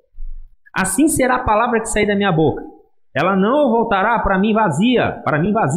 Antes fará o que me apraz e prosperará naquilo para que a enviei. Aí nós utilizamos essa palavra para dizer o seguinte, olha, a promessa que Deus der sobre a sua vida, ela vai se cumprir. Né? Além de nós trazermos uma ideia de que é possível ainda haver profecias do mesmo peso bíblico rondando por aí hoje, né? Ou seja, que a palavra não está ratificada, não está fechada, selada, ou ainda não é suficiente, além de trazer esse ensino, ainda faz a gente esquecer qual é o sentido original disso aqui. Quer dizer o quê? Tudo que Deus fala tem que se cumprir. A palavra de Deus não pode voltar vazia. E qual foi a fala que ele deu para Adão lá dentro do jardim? Ô lindão, faz de tudo, mas não come dessa árvore. Porque do dia que você comer, você vai morrer. Cara, e a gente sabe que ele desobedeceu. Que Deus não podia voltar atrás da sua palavra. Então só cabia... E como a ofensa foi do tamanho de Deus, a ponto de fazer com que Deus não conseguisse, entre aspas, voltar atrás do que ele falou, só Deus podia suprir, né, a ofensa com o sacrifício do mesmo tamanho. Por isso Deus Filho morre e é sangue pelo sangue, né? Como foi já até ensinado no Antigo Testamento. Levítico, capítulo 22 fala isso. Quando alguém matar, mate também, porque é sangue pelo sangue. Só vai sair a maldição da terra quando o sangue for derramado naquele lugar. Né? Só vai tirar a maldição sobre a terra do sangue que caiu quando outro sangue for derramado sobre aquele lugar. Então, o mesmo peso de ofensa que veio para o mundo precisava, para sanar aquela ofensa, de o mesmo peso de glória. E aí nós vemos a obra de Cristo. Por isso que é muito importante olharmos para o Deus Filho. Só para complementar o que você falou, uma coisa muito importante antes da gente mudar para o Espírito, é que... Foi legal você falando isso. uma das coisas importantes que nós precisamos tratar também, e que ajuda também a gente a entender a distinção das pessoas, né? Mostrar que o Pai, o Filho e o Espírito Santo são pessoas distintas ainda que, né, existentes em um único Deus, né, subsistente em um único Deus, é a própria obra de Cristo na cruz. Muita gente ainda acha que a morte de Cristo, o sacrifício de Cristo na cruz foi apenas físico. Muitos acham ainda que o que Cristo sofreu na cruz foi apenas uma obra física, foi apenas... Eu falo apenas porque assim, foi algo muito gigante. É lógico que fisicamente Jesus sofreu muito. A morte de cruz era a morte mais terrível da época e alguns arqueólogos, né, legistas, estudiosos afirmam que, né, é uma das mortes mais terríveis. Cara. Exatamente. Fora da nossa consciência. Eu não estou querendo diminuir aqui a morte física de Jesus Cristo, mas nós precisamos entender que não foi só isso. Quando Cristo na cruz, ele geme e ele fala, olha, Deus meu, por que me desamparaste? É porque ali a gente precisa compreender que o Pai, o Filho e o Espírito Santo, eles sempre tiveram uma relação ali perfeita, harmoniosa. E naquele momento ali da cruz, eles não poderiam, para que a obra fosse completa, o Deus Pai precisaria estar totalmente, né, separado dessa relação harmoniosa que sempre existiu na eternidade. Nós cremos num Deus que é atemporal, que é fora do tempo. Então, por toda a eternidade, eles viveram, né, em harmonia, Pai, Filho e Espírito Santo. E ali agora, naquele momento, por isso que Cristo clama, Deus meu, por que me desamparaste? Porque ele se separou, né, teve essa separação, e precisava dessa separação para que a obra, né, toda a obra, todo o peso que você mencionou aí da ofensa que foi feita a Deus, então o Filho agora sobre si, ele se separa dessa relação harmoniosa com o Pai, e por isso que na cruz ali ele geme, ele clama, Deus meu, por que me desamparaste? Porque ali houve a ruptura que era necessária para que a obra dele fosse consumada e a ofensa fosse paga. Não dá, cara, pra gente, me emociona um pouco, porque, mano, a obra de Cristo, cara, ela é muito grande, cara. Muito grande. Ela é muito grande, ela é capaz, ela é poderosa, ela é suficiente, eficaz e eficiente, cara. Sabe, de transformar um homem desgraçado, desculpa da palavra, algo sem a graça, em um homem que adora a Deus, cara. Que busca a Deus. Como lá no início daquele texto que eu li, né? Eu li o versículo, eu citei, na verdade, né? O versículo 11 de Isaías, mas o versículo 1 daquele mesmo capítulo, ele está falando, busque a Deus enquanto se pode achar. Porque essa obra vicária, obviamente quando ele falava buscava a Deus, creio eu que ele não estava falando só para aquele tempo dele, já estava falando, né, vendo essa obra de Cristo na cruz, não do próprio Cristo, mas vendo que haveria uma obra redentora, e essa obra redentora aí, ela seria de uma magnitude, de uma, sabe, cara, de um escândalo para todo o universo que ia abalar todo o século, toda, né, potestade, principado, né, soberania ou dominações, como a minha expressão fala. Então, olha só, cara, como o conhecimento daquele que nos chama, como Pedro fala, ele é poderoso. Lucas, eu não me lembro agora, eu não gostaria de fazer essa citação assim vaga, porque ela seria muito importante ser citada aqui agora na íntegra. Mas eu me recordo de uma história que uma vez eu li num texto sobre heróis da fé e tal, que cita um missionário que já tinha sido totalmente torturado, arrancado unha, feito um monte de coisa. Eu não me lembro agora em qual época que foi, em que momento que foi. Eu sei que ele foi torturado, todo machucado e sofrendo demais, cara. E ele, segundo o que atestaram a respeito dele, é que como ele ficou sorrindo o tempo todo, a dor que ele estava sentindo era tão grande que os nervos do rosto dele enrijeceu e ele ficou com um sorriso estampado na cara, mas acho que por tanta dor, né? E ele não abaixava o sorriso, continuou sorrindo, sofrendo, chorando, saindo lágrimas, né? E tudo aquilo, e eles forçando ele para ele recusar Cristo. E depois de fazerem tudo o que fizeram com ele, torturaram e perguntaram para ele, olha, e agora? Você vai negar o seu Cristo? Porque o seu Cristo não te salvou, olha só o que aconteceu. Nós vamos te matar, inclusive, se você não negar o seu Cristo agora. Cansamos de torturar você. Agora nós vamos te matar. E ele dá a seguinte fala, não sei se é dessa forma, mas prometo para vocês que depois eu antes da edição de soltar aqui, eu tento achar ela na íntegra e coloco aqui pra gente. Mas ele vai falar o seguinte, olha, vocês não podem matar uma pessoa que conheceu a obra vicária de Cristo na cruz. Vocês não conseguem matar, porque essa obra, ela salva, essa obra, ela vivifica. E, sabe, irmão, cara, é tão difícil às vezes a gente ver irmãos indo pra igreja, não compreendendo, né, cara, a profundidade, a largura, a altura disso, né, cara. Não que nós compreendemos na sua essência, né, na sua plenitude, mas um pouquinho, cara, hoje, não me dá mais aquela sensação de dizer assim, mas a qualquer momento eu vou me desviar da igreja. A qualquer momento eu vou sair da igreja, porque essa igreja aqui... Não, cara, Cristo se torna tão suficiente, tão central, né, cara? E isso tudo, né, eu sei que talvez nós fugimos um pouco do assunto aqui, mas Deus é que sabe por que nós fugimos dessa forma, mas as Escrituras apontam como Deus Filho, né, como Jesus, um Deus Filho. Não importa a gente falar que é Jesus, claro, né, identificar ele como Jesus. E teremos outros textos aqui para citar, mas o Google está aí também, pode contribuir para essa pessoa que está nos ouvindo. Exatamente. Né? É só colocar lá, versículos que mostram que Jesus é Deus. Vai ter lá, né, cara, uma carga considerável lá apontando. Nós podemos até deixar na descrição do vídeo aí, a hora que a gente soltar, a gente vai deixar os textos que afirmam, né, que o Deus Pai é Deus, que Jesus é Deus e que o Espírito Santo é Deus. Nós vamos deixar aí na descrição do vídeo aí para você pode depois ler aí na sua casa. Pois é, Lucas, mas e o Espírito Santo? Exatamente. O Espírito Santo, como eu disse no começo, talvez o menos polêmico dentro dessa revelação progressiva é o Deus Pai, exatamente porque no Antigo Testamento era muito categorizado o Deus único, né? O único Deus, o único Deus. Aí de repente surge o Filho. E aí ele é crucificado por afirmar que ele era o Filho de Deus. E depois ele fala, olha, eu vou enviar outro, que é o Consolador, que é o Espírito Santo de Deus.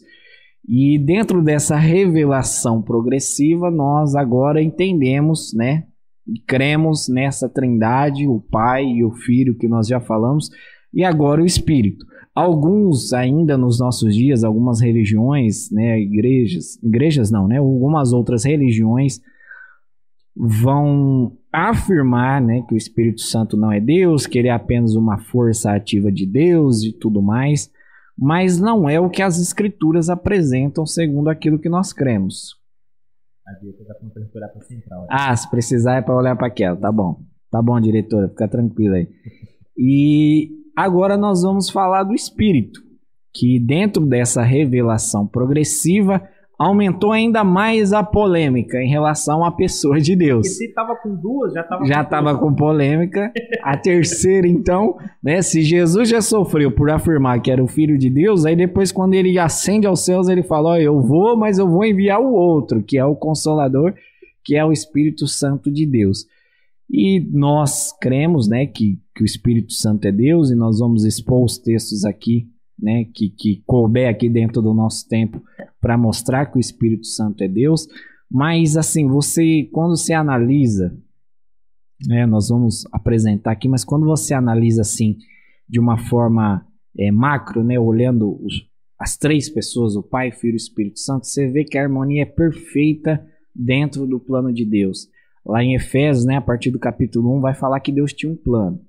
E ali o autor, né, Paulo, né, falando aos Efésios, ele vai deixar claro, Deus tinha um plano, o Filho executou esse plano, e agora o Espírito Santo, ele é o penhor, ele é a garantia que esse plano vai ser concretizado até o fim, que Deus não nos deixou desamparado com a ascensão do Filho aos céus.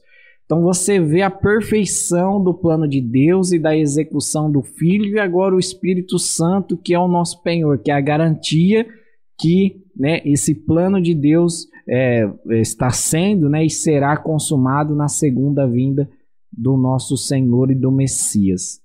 Então, cara, eu acho que sim, você até abordou aqui, assim como nós fizemos uma pequena, bem humilde, dizendo, né, bem simplista, não, essa palavra, simplista, não, simples, na verdade, não é simplista, não. Simples, abordagem de por que Deus se manifesta como Pai, depois de por que Deus como Filho, e você talvez já iniciou falando por que Deus como Espírito, né? Então, talvez daqui a pouquinho eu alargue mais esse assunto contigo aí. Mas antes da gente até apontar o porquê olhar para Deus como Espírito, eu gostaria de mostrar o que a Bíblia fala a respeito de por que nós acreditamos, inclusive. Será que a Bíblia de fato afirma que o Espírito é Deus? Sim. Bom, um texto clássico para afirmar isso é o finalzinho do livro de Atos. Lá quando Paulo está se despedindo do povo, né, que está indo para Roma, o pessoal já sabia que alguma coisa do ruim ia acontecer com Paulo. Paulo, na partir do versículo 25 ali, ele vai falar assim, ó. E como ficaram entre si discordes, se despediram, dizendo Paulo estas palavras: Bem falou o Espírito Santo aos nossos pais pelo profeta Isaías, dizendo: Vai a este povo e dize, e dê ouvido, ouvireis, e de maneira nenhuma entendereis, e vendo, vereis, de maneira nenhuma percebereis. Ele vai citando aqui. Bom, a gente olha para o contexto aqui, nós vemos Paulo fazendo alguns ensinamentos a respeito de algumas coisas, e ele dá, né, ele vai se despedindo dos povos ali que estavam até tendo algumas discordâncias entre eles, né, e ele vai falar o seguinte: olha, e assim disse o profeta pela boca assim disse o Espírito Santo pela boca do profeta. Só que se você corre lá para o texto que ele está citando de Isaías, que é Isaías... eu não coloquei referência. Capítulo 6, do versículo 8 ao 10. Você vai ver que é o próprio Senhor que está falando aqui. E assim diz Yahvé, né, ou o Senhor, né, Deus Todo-Poderoso, o Altíssimo, pela boca do profeta para tal fulano. Então, pera lá. Se Paulo está colocando o Espírito Santo na mesma altura, na mesma posição do que Deus disse lá no Antigo Testamento, aqui nós já temos uma equivalência, né, entre o Espírito e Deus, ou seja, Deus é o Espírito, não é?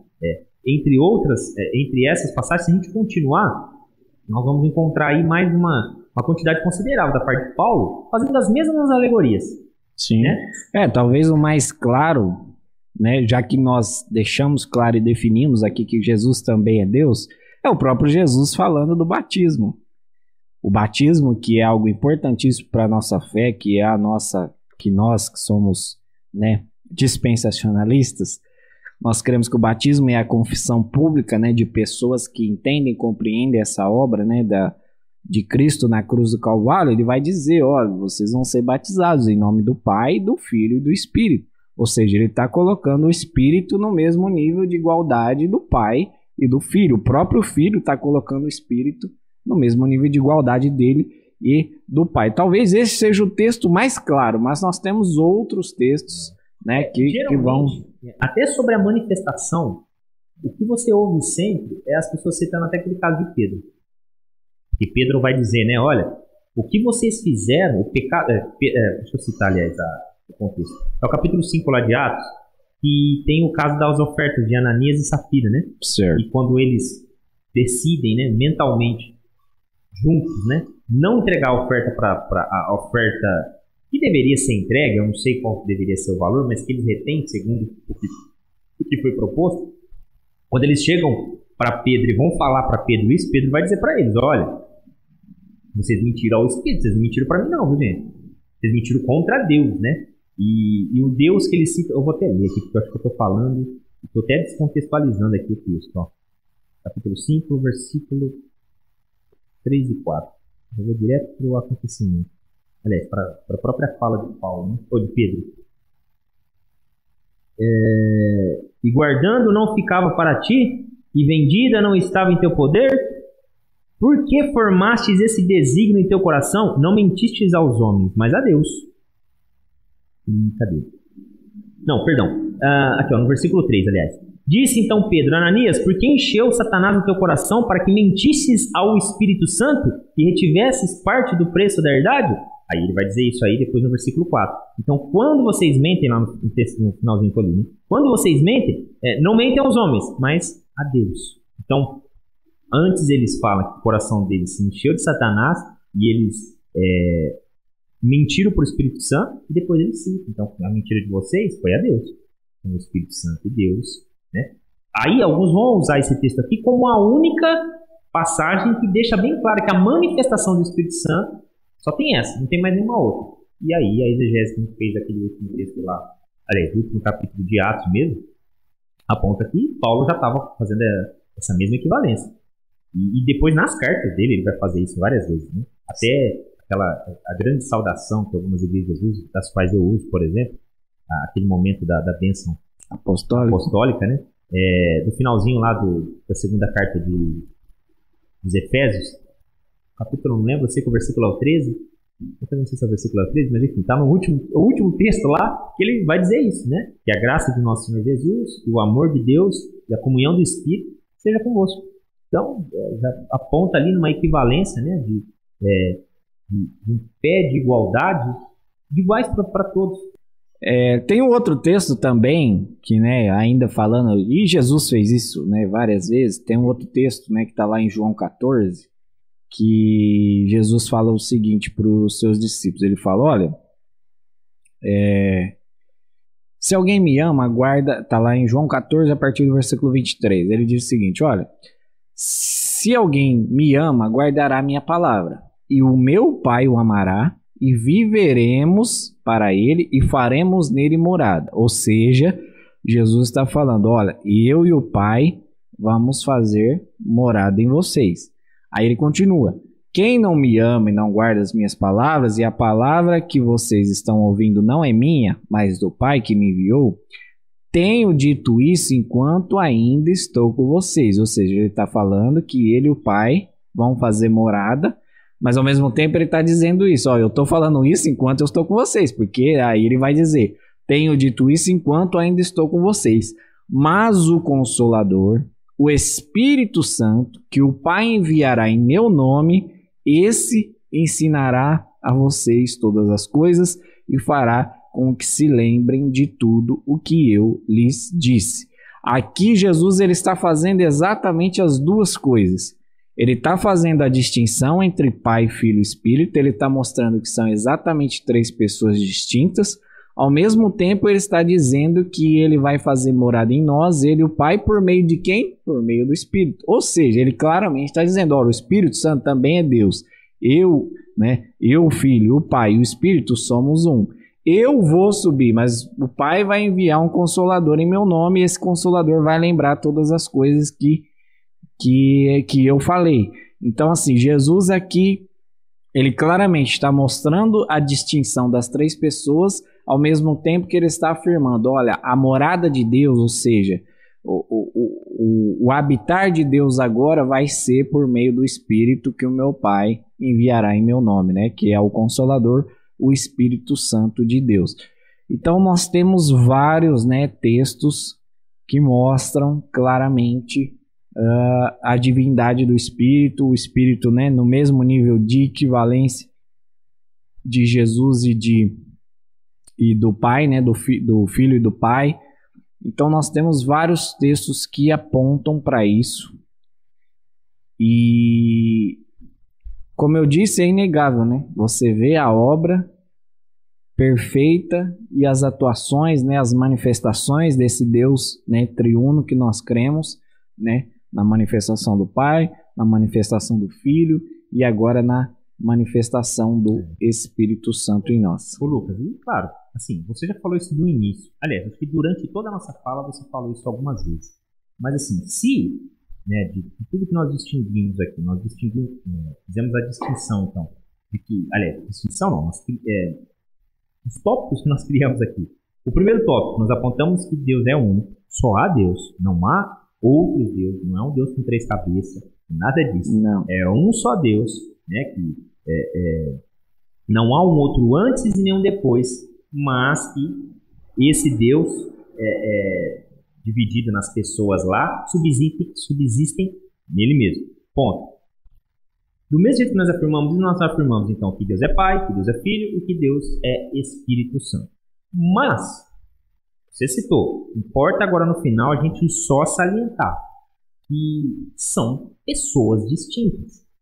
Exatamente. E há distinção deles. E aí nós vamos encontrar, né, claramente a Bíblia fazendo distinção entre o Pai e o Filho. João 3, 16, 17 fala isso. Gálatas 4, capítulo 4, versículo 4. Que o Pai ama o Filho. Encontramos isso também em João. capítulo 3, capítulo 5, capítulo 14. Depois, eles falam um com o outro, né? Eles se comunicam entre eles, e eles se conhecem. O filho é advogado, inclusive, né? Junto ao pai de nós. Então, logo, não ia fazer nenhum sentido, né? Se fossem os três a mesma pessoa fazendo manifestações diferentes. Não fazia nenhum sentido nisso. E claro, que também depois a Bíblia vai falar que o filho também tem essa distinção com o espírito. O espírito e o filho são pessoas distintas e subsistem mais distintas. Importa a gente falar sobre isso. E principalmente nesse ponto do Espírito Santo, cara, que a gente já está começando a finalizar aqui, é importante a gente falar porque, por exemplo, eu sou do meio pentecostal, não é? Tenho os meus contrapontos quanto a pentecostalismo atual, mas eu sou pentecostal. Eu acredito nos dons ministeriais, dons espirituais, né? Que consequentemente são ministeriais. Mas eu vejo que a evidência que se dá sobre o Espírito sempre está correlacionada dentro dos ensinos pentecostais a isso, a operação de dom. Quando na verdade o Espírito Santo é Deus. É Deus, cara. Se eu tenho cuidado, né? Se eu tenho devoção a Jesus, eu também tenho que ter cuidado e devoção ao Espírito Santo. Porque ele é a pessoa de Deus. Ele é a pessoa da Trindade. Como bem dito aqui, devido a essa economia tratada, né, que a Bíblia apresenta de obra efetivada, né? Deus fez a sua obra ao enviar o seu filho ao ser enviado cumpriu a sua obra, e o Espírito Santo que foi enviado está cumprindo sua obra hoje, que é, como nós sabemos aí, seu selo, ser aquilo que vai garantir o penhor para que nós venhamos a sermos salvos, né? E claro que essa marca dele em nós traz transformação, demonstra uma mudança de natureza, aí fica para uma outra situação a gente explicar isso mais negativo, né? Mas é importante, muito importante, a gente dizer aqui que essa doutrina, ela é central. E, aliás, foi até bom, estava indo para um outro ponto aqui agora que eu acho que é importante a gente utilizar. Como você falou no início da sua fala, por que é importante nós olharmos para Deus como Espírito? Temos vários conteúdos aqui nesse canal nosso falando sobre, na verdade temos um vídeo, mas sempre fazendo a citação da depravação que o homem tem, não é? Embutida nele devido à desobediência de um homem. Então é impossível para esse homem buscar a Deus por si só. Precisa de uma obra redentora. No capítulo 14, se não estiver enganado, não sei se é no 13, mas acho que mais para 14 adiante, Jesus define de forma bem doutrinária qual seria a ação e resultado dessa ação de quem? Do Espírito Santo nas nossas vidas. Então, limitar o Espírito Santo, a busca ao Espírito Santo, né, a dons, é limitar a sua obra. Cara. Porque a obra dele, como igual a todas as outras, né, as obras das outras duas pessoas da divindade, da Trindade, aliás, limitar ela a dons é diminuir ela. Porque a obra do Espírito Santo, antes de manifestar dons, ela é me convencer do pecado, né? Na verdade, é do pecado, da justiça e do juízo. Nos regenerar, né? Nos regenerar, exatamente. Então, quando a gente focaliza o Espírito Santo a dons, a gente geralmente generaliza a ideia de que ele só faz isso na nossa vida, quando na verdade ele é Deus, não é? E se é Deus, é digno de adoração. Esse ponto talvez nós deveríamos tratar ele melhor, não sei se tem que tratar sobre adoração, né? Porque não sei se você acha que seria interessante a gente comentar aqui, mas com toda essa nossa explanação, Lucas, se nós fôssemos para a igreja hoje, né? Nós saíssemos daqui agora com essa visão que nós passamos aqui, quando chegássemos no culto, a quem nós deveríamos adorar? Eu não vejo problema nenhum em algum momento a gente citar algum tipo de adoração ao Pai e citar algum tipo de adoração ao Espírito. Mas a Bíblia, como nós lemos aqui em Colossenses, a Bíblia diz, né, que foi do agrado do Pai que toda a plenitude habitasse em Cristo Jesus. Então é por isso que nós, cristãos, carregamos o nome de Cristo. Nós não só carregamos o nome simplesmente porque nós gostamos mais do Filho. mas é porque o próprio, né, o Deus Pai, segundo o livro de Colossenses, né, achou, foi do agrado dele que em Cristo habitasse toda a plenitude. E dentro dessa economia da Trindade, que nós falamos tudo aqui, desse relacionamento Pai, Filho e Espírito, não há ciúmes.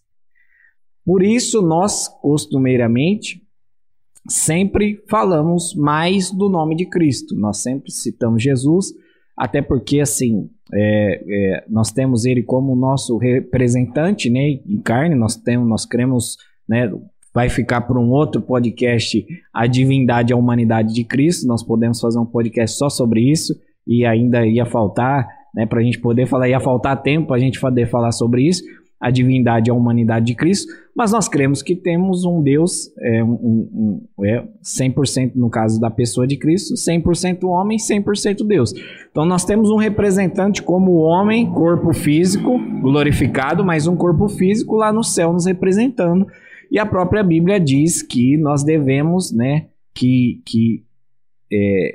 nele foi entregue toda a autoridade, né, para ele foi entregue toda a autoridade, toda a plenitude habita nele, tudo subsiste por ele. Então, por isso que nós, geralmente, na nossa adoração, nós sempre falamos do nome de Cristo. Mas não vejo problema, por vezes, dentro da nossa adoração, nós falamos do Deus Pai, falamos do Deus Espírito, até porque eles são um só. Quando nós, ainda que em pessoas distintas, eles são um. Então, quando nós estamos adorando o Filho, nós estamos adorando o Pai, estamos adorando o Espírito. Para você ver que quando a gente trata sobre essa expressão dessa economia, né, que é tratada ali, nós vemos que não há problema da gente levar toda essa glória em menção a Jesus Cristo, porque foi do agrado do Pai, e também é do Espírito, colocar toda a glória no Espírito. Exatamente, foi do agrado do Pai colocar, né, toda a plenitude no Filho, e o Espírito, a obra do Espírito é nos levar para a cruz de Cristo. Então, tanto o Pai, né, nos leva para a cruz de Cristo, quanto o Espírito. Então, não há ciúmes, né? Nós falamos, né, muito mais de Cristo, né? Nós adoramos a Jesus, né, como nosso Deus, nós, né, fazemos tudo, né, no nome de Jesus, como a própria Bíblia nos ensina. E não há ciúmes, né, dentro dessa economia da Trindade. E eu não vejo problema, por vezes, nós citarmos o Deus Pai, adorarmos o Deus Pai e citarmos, né, o Deus Espírito, citarmos o Deus Espírito na nossa adoração.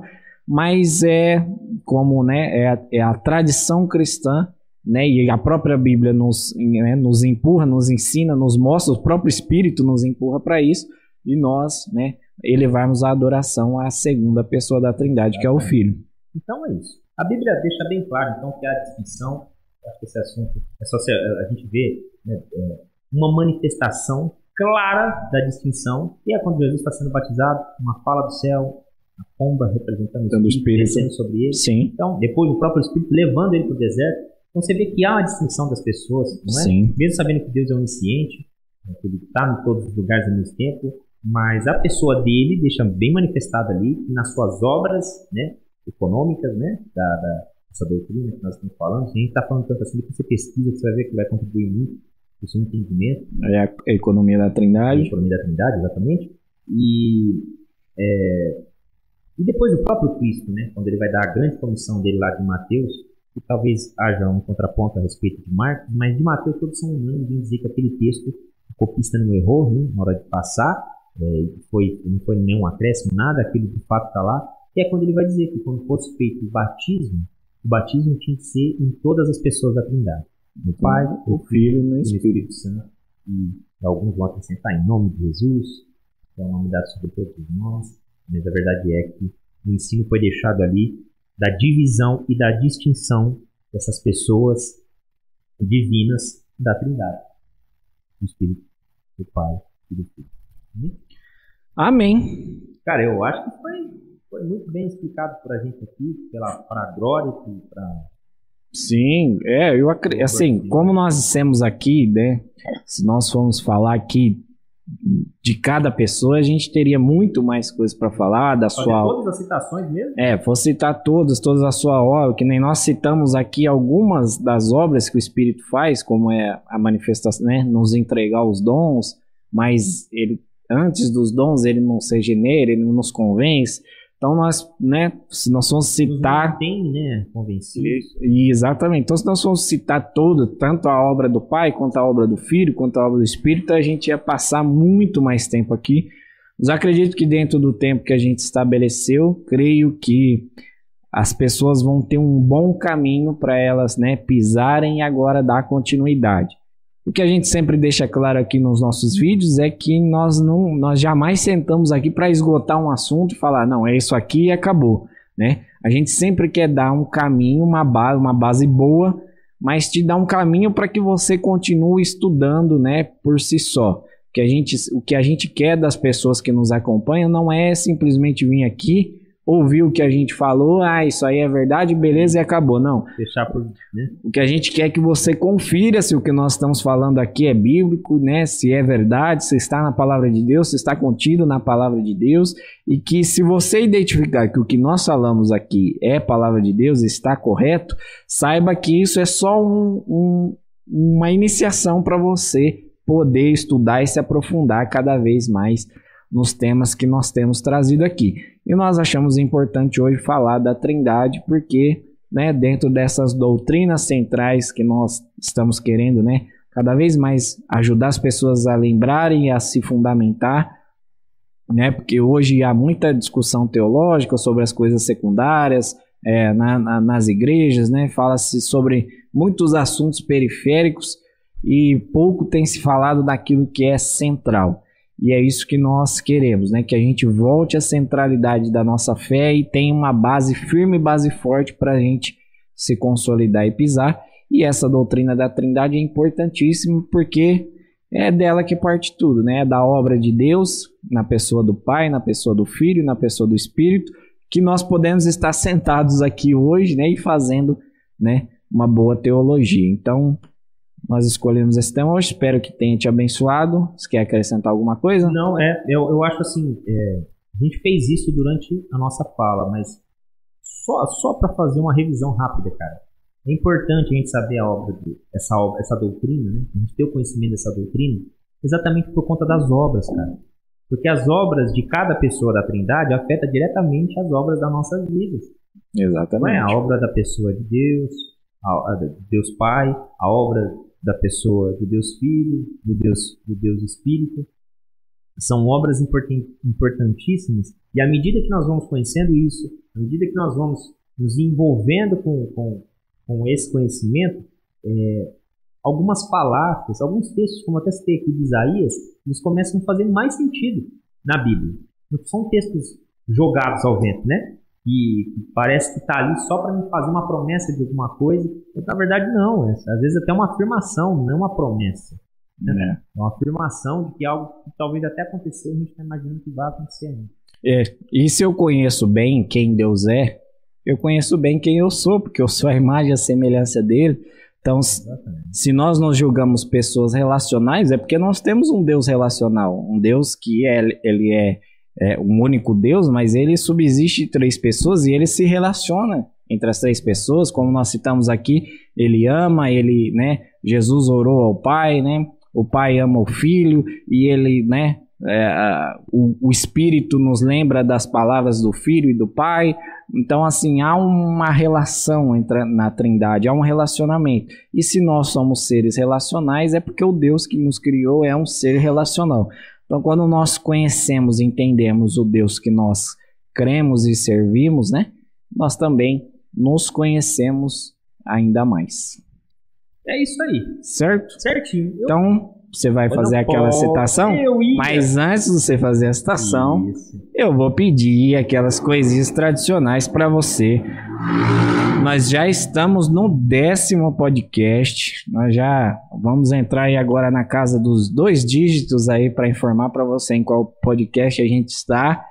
E a gente vai pedir para você, tradicionalmente, como a gente tem feito, que você se inscreva no nosso canal, se inscreva para você, né, sempre acompanhar o que a gente está fazendo aqui. Se inscreva e ativa o sininho. Quando você está inscrito e você ativa o sininho, o YouTube te avisa, o pessoal lá do Teologia 2 soltou um vídeo novo. O YouTube te avisa e aí você pode acompanhar as nossas publicações aqui dos nossos vídeos, dos nossos ensinamentos. Então curta, ativa o sininho, né? Quando você curte também você nos ajuda, quando você comenta você também nos ajuda, interaja com a gente aí, né? Até para dar um feedback para a gente saber se o que a gente está fazendo é correto, né? Para onde a gente deve caminhar, porque o nosso intuito aqui é te ajudar na palavra de Deus. Então, se você tem alguma dúvida, alguma dificuldade, algum assunto que você quer que a gente fale aqui, comente, deixa aí nos comentários que a gente vai interagir com você.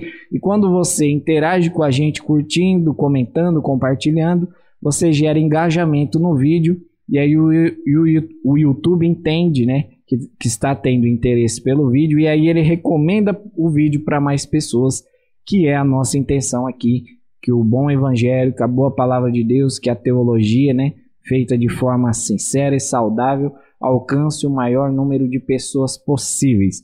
Então curta, comente, compartilhe, ative o sininho, nos siga também nas outras redes sociais, no Facebook e no Instagram, procura lá @teologia2 e você vai encontrar a gente lá.